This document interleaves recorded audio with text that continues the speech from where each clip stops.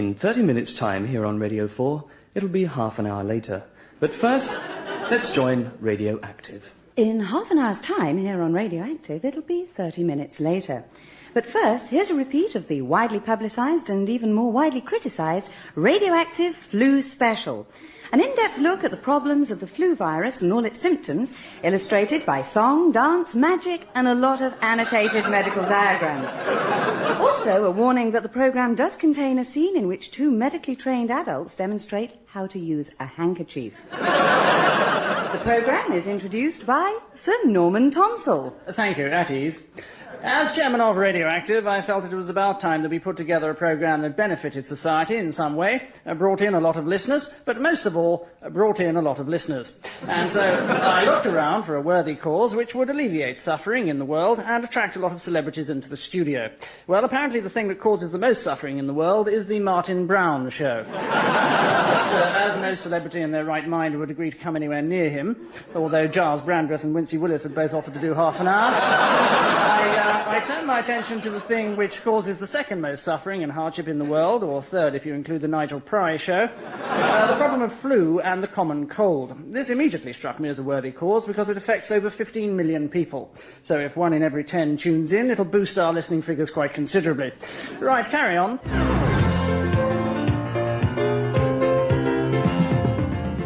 Yes, hello, and many thanks to Sir Norman for underlining our good intentions there. Welcome to Radioactive's Flu Special. Over the next half hour, we'll be inviting as many famous people as possible to say the word flu. We've a studio full of people with colds. We've a panel of guests who are most likely in the process of catching them. And we've Alison Moyet, popping in to sing her latest record, the proceeds of part of which she's donating to our flu fund. That's the hole in the middle. But first it's time to welcome our first generous contributor to the Radioactive Flu Fund, all proceeds going towards buying tissues for guide dogs. It's Managing Director of Sunsea Travel, Mr. Jason Ridley. Now, Mr. Ridley, your company, Sunsea Travel, are donating £20 to our fund, aren't they? Yes, that's right. Well, we at Sunsea Travel feel that Sunsea Travel, as a company, and Sunsea's been a company for some 10 years now, we feel at Sunsea Travel that for a company of our high standing in the travel business, £20 is hardly too much to ask. Well, not for a plug like you've just had, no. Well, thanks for getting our flu fund off to such a rollicking start. Let's go over and join Mike, who's talking to some of the studio audience. Well, I'm going to ask some of our predominantly young studio audience here whether they're worried about the threat of flu. No, not really, no. I'll never catch it. I mean, it's just, weaklings that catch flu, isn't it? Well, it has been medically proven that anyone can catch it. Bless you. How do people feel about the idea of using tissues, then? Would you be prepared to use a tissue? Yeah, I suppose so, yeah. I mean, like if I was at a party like... Shut up. At a party and I met someone I really liked, and I had to sneeze. Yeah, sure, I'd use a tissue, if I couldn't wipe it on the sleeve, How about buying tissues, though? Would you be embarrassed buying a box of tissues at a chemist shop? Yes, you? No, I don't think so. Why not? Well, you could always hide it in between a couple of boxes of contraceptives, couldn't you? Hey, kids, what's what you doing? Don't want to find your legend that flew in. That's the path to physical ruin. So don't let it be your bad undoing. Hit the cold snap. Do the right, Yeah. Well, no expense has been spared by Sir Norman Tonsell on this programme, because to answer your questions on the symptoms of flu and how best to treat them, he's invited along a panel consisting of Michael Fish, Linda Lusardi and Richie Benno. But fortunately, they were unable to make it.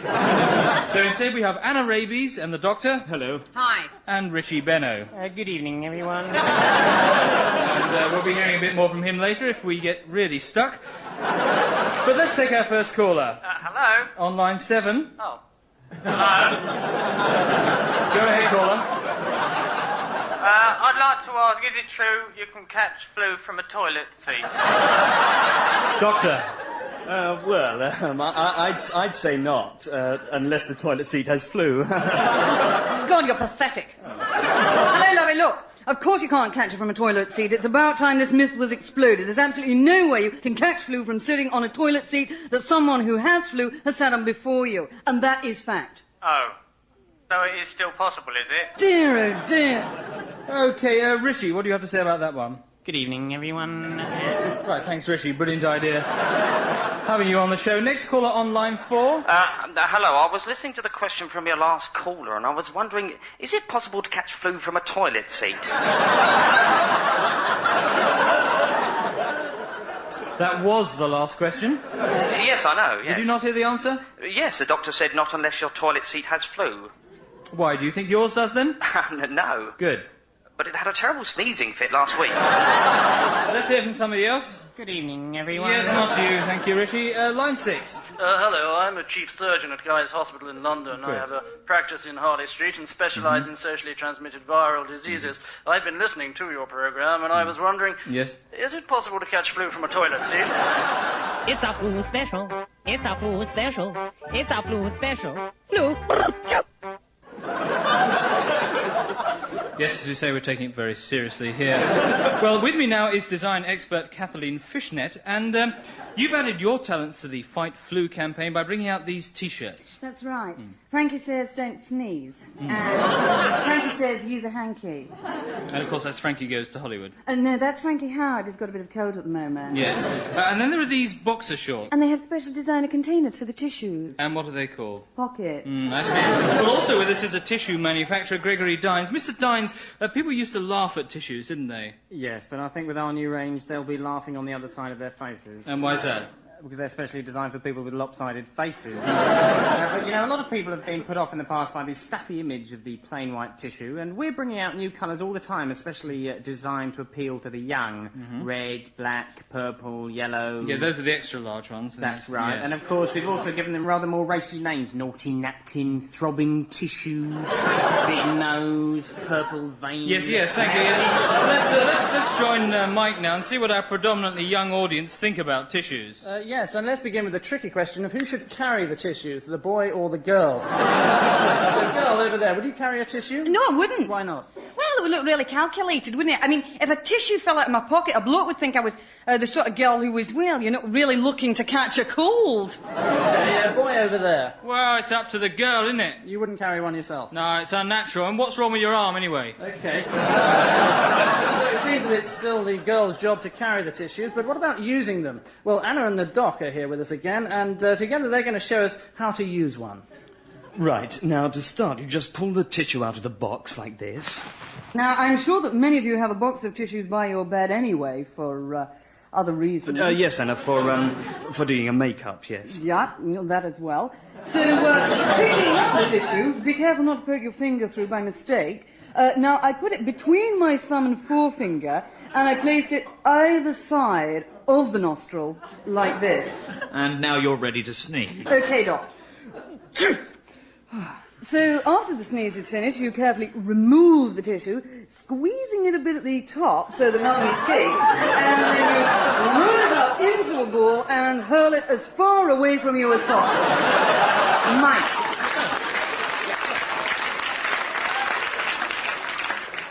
Well, thank you, Anna. I'll put it in my pocket for later. There's nothing to sneeze about, so don't be pleased about it. If you've got flu, you should know what to do. Remember the rules for snuffles. Hankies fit for hankies. Well, masses of famous faces and literally carloads of celebrities have refused to come here today. But thankfully, singer Alison Duvet has kindly agreed to put her considerable weight behind our project by singing her very latest hit live in person here on video.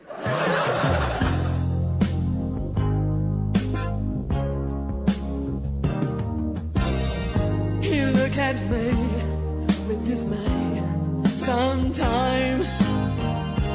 Just one look is all it needs. In your eyes, I can see your surprise. You've never seen someone as big as me. I'm all blown up. I'm just a handful of blubber. Got a body made of rubber. All blown up. Big enough to be a mother. mother and your brother all together into one. You say my voice is too low. Sometimes. Makes very wide sound female. I should be in a museum.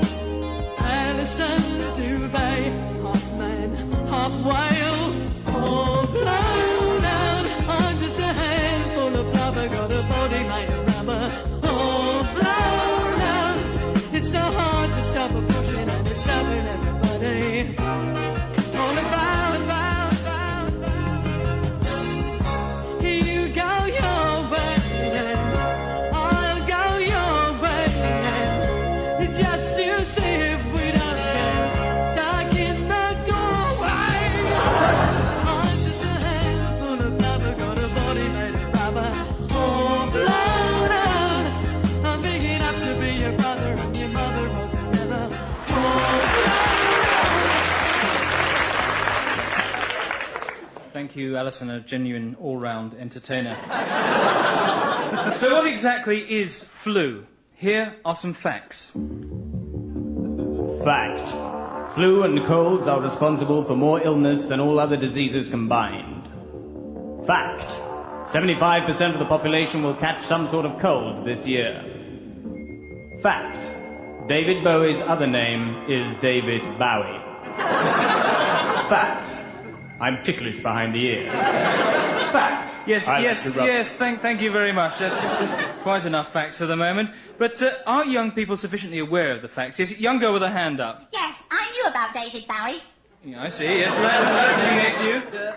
I've never had a cold myself, but a friend of mine has got one. Yes, I see. And this friend of mine, who has nothing to do with me, he's just a friend, and he wants to know, can it make me go blind? No, you can't go blind because your friend's got flu. Oh, good. Bless your friend. Well, what are the facts about the flu symptoms? Fact. Flu starts with a build-up of nasal congestion. Fact. Terry Scott goes, "Whoa!" a lot. Fact. If all the Chinamen in the world marched in a single line eastwards, they'd all fall in the Pacific Ocean. Fact. Yes, thank you.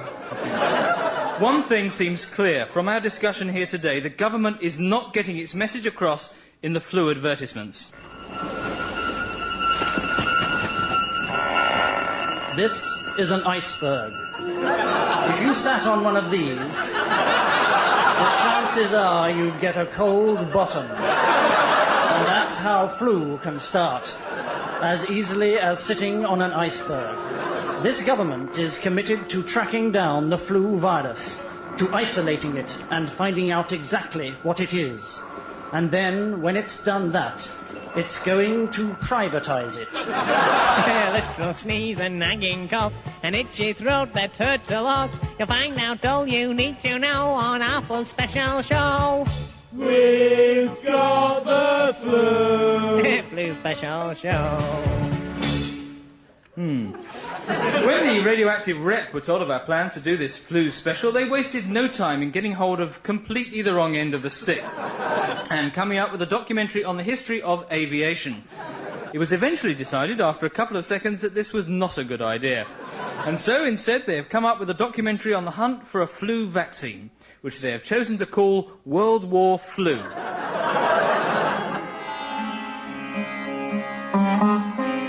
Paris. 1872. Late one night at the Sorbonne University. Professor Jacques Aubergine is on the brink of a major breakthrough as he sits all alone in his laboratory. His laboratory. Laboratory. Mein Gott! He cried. C'est un vaccine! Yes, the venereal old man has stumbled upon something extraordinary. Something extraordinary. Ça doit être le vaccine pour l'influenza, oder? What? Never mind. He had discovered the vaccine for flu. Immediately he rushed round to see his doctor, friend, Professor Baker. His doctor friend, Professor Baker. He wondered if he should knock at this late hour.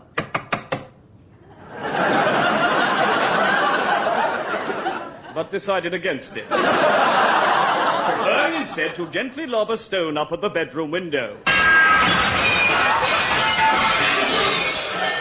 That way he would not wake Professor Baker's wife. Who's there? Is that you, Jack? The professor said in his rich Irish brogue. Quick, come down. I must have words with you. Shh! You'll wake my wife if you're not quiet. And so it was, a vaccine for flu was discovered. But later that night, around 200 American tomboys discovered the exact same vaccine. That can't be right. Later that night, around 2 a.m., Eric and Tom Boyce discovered the exact same vaccine. Yeah, that's it. And so, Professor Aubergine was never heard of again, and he died, penniless and in misery, later that year. But at least he didn't die in vain, for a vaccine had at last been found. That was World War Flu, a radio drama active repertory production. Stay tuned in next week for another one.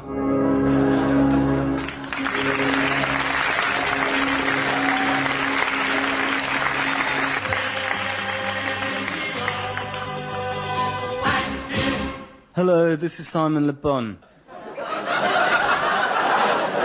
Kids, don't forget to blow your nose, or you could end up sounding like Jerome Jerome. Hello, this is Bob Geldof. I gave my nose a good blow. I know I sound like this. Hello, this is Glenn Hoddle. On the pitch, I always used to blow my nose with my thumb and forefinger. Now I'm not so stupid. Now I blow my nose on my thumb and forefinger and then I use a tissue. Hello, this is Marlon Brando. If it hadn't been for tissues, I'd never have been able to do this voice in The Godfather. Hello, this is Katie Boyle. I may be 103, but my skin is still silky smooth, thanks to... What's that word? Tissues? Is that right? Hello, this is Giles Brandreth. And I'm delighted to say that I've never used a tissue in my life. So, if you want to turn out like me, don't use a tissue. Coughs and colds and bad guitar, got the sneezes and wheezes, feeling under par. If you got the flu, wanna know what to do? Well, we got a special just for you. Well, in the past, the government has been criticised for not putting more money into building special medical centres to deal with flu victims. And here to defend their reasoning is Gareth Jones, government spokesman on Tuesdays. Gareth, what can be done? Well, I'm afraid no matter how liberal thinking or rational you are about it, you can't get away from the fact that flu sufferers are the lepers in our society, aren't they? No. Yes, so you see, they've simply brought it upon themselves, these people, and no one in their right mind is going to risk their lives to help them out, are they? Yes. No, exactly. I mean, it's been proved you can catch it from shaking hands with someone, as you know. No, it's been proved you can't. So if you can't shake hands with them, imagine what would happen if a doctor tried to treat one of them. Nothing. Exactly, fatal. So, as you can see, I'm as open-minded about the whole thing as the next man, but I'm afraid our hands are tied, aren't they? Fish-based. Indeed, nothing we can do, much as we'd like to, of course. Yoghurt. So that's all there is to it, sadly. Of course, if anyone could show me I was wrong, I'd be only too happy to listen. What a complete load of garbage. I'm sorry, did you say something? Now it's time for Radioactive's commercial time. Commercial time.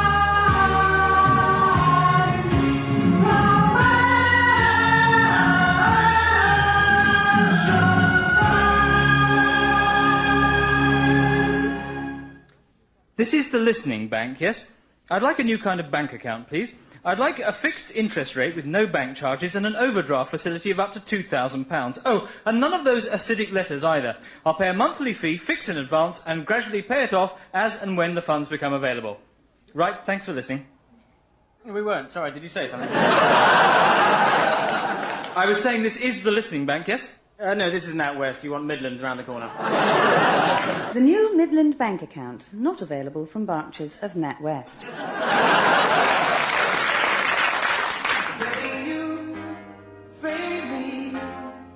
At British Telecom, we like to put people in touch with each other. Hello? Hello, darling. Hello? Who's that? Can I have a minicab, please? Get off the line! Lost in Linda. Oh, Yes, we put people in touch with each other, even when they don't want us to.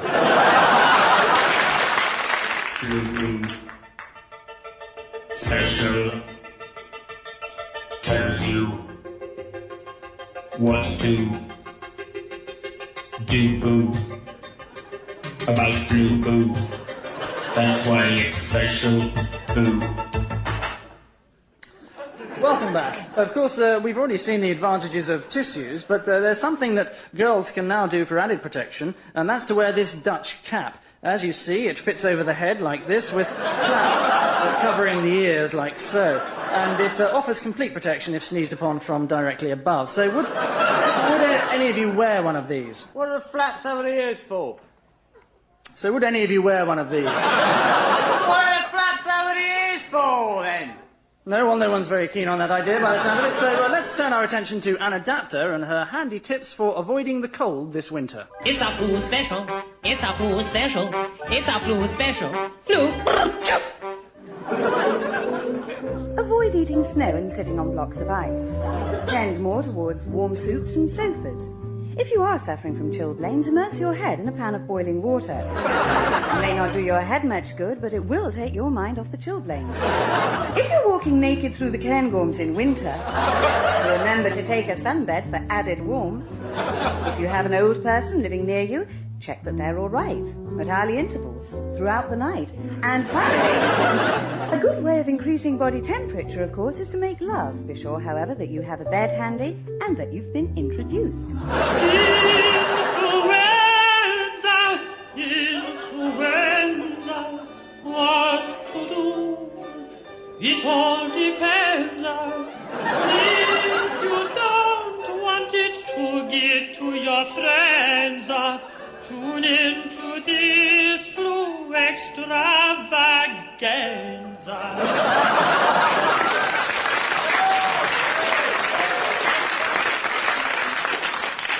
Hello again, Sir Norman Tonsil here. I haven't got anything to say, but it's my microphone, so I can use it whenever I want to. Anyway, I'm delighted to say at this juncture that some of the members of the royal family, together with several distinguished and dignified figures in public life, have come together to raise money for the flu fund and make complete asses of themselves in the radio version of It's a Knockout.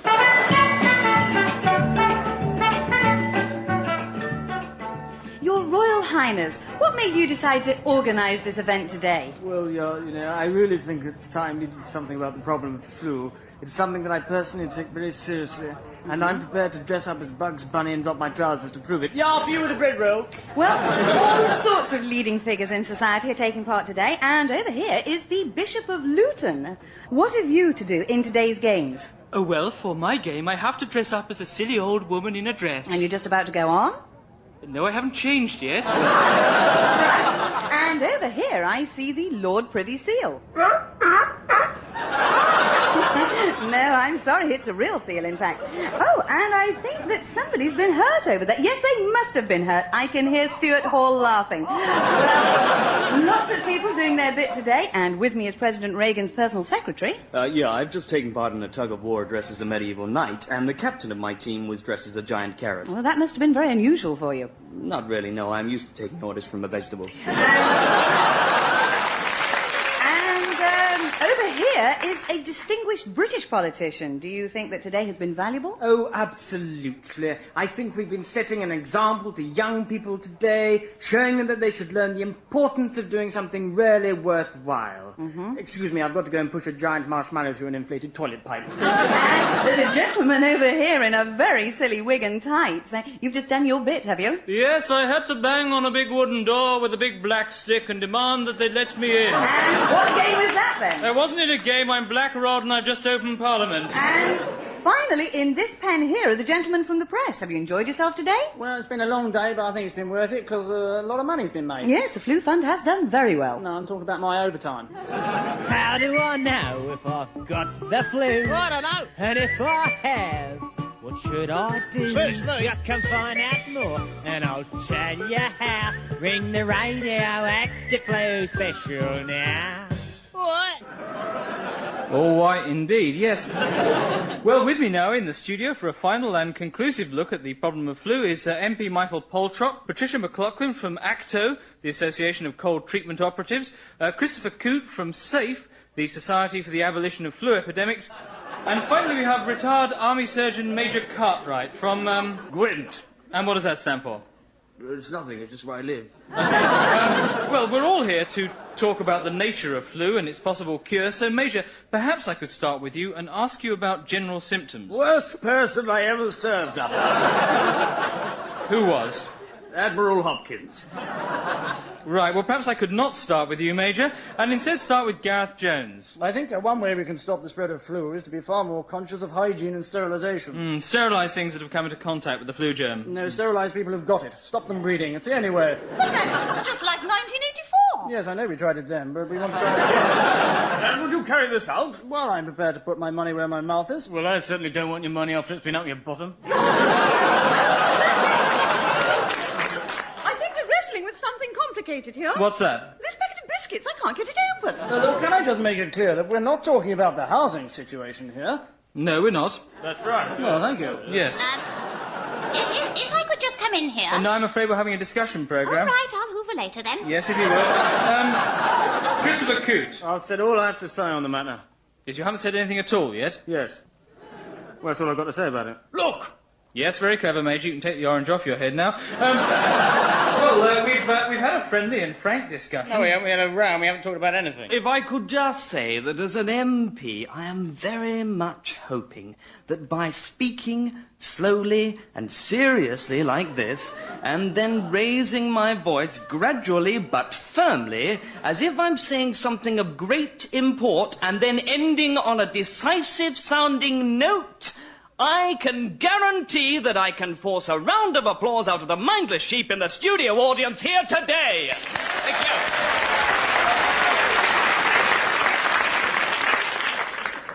you. Well, we've heard what the experts say. Let me now finally ask our predominantly young studio audience here if what they've heard so far this evening will make them change any of their habits. You say yes? Yeah. In what way? Well, I reckon I'll never listen to Radioactive again for a start.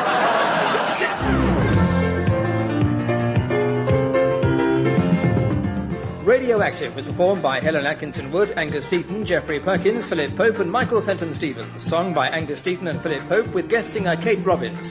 The programme was written by Geoffrey Perkins and Angus Deaton with additional material from Michael Fenton Stevens. The producer was David Tyler. At 9 o'clock tomorrow night, a reminder that it's Meet Your Idol again. This week, Jimmy Savile talks to Jimmy Savile. Then, at 9:30, in Uncle Michael Fix It, Uncle Mike Stad fixes it for an 8-year-old schoolboy to spend 3 weeks in a Parisian brothel.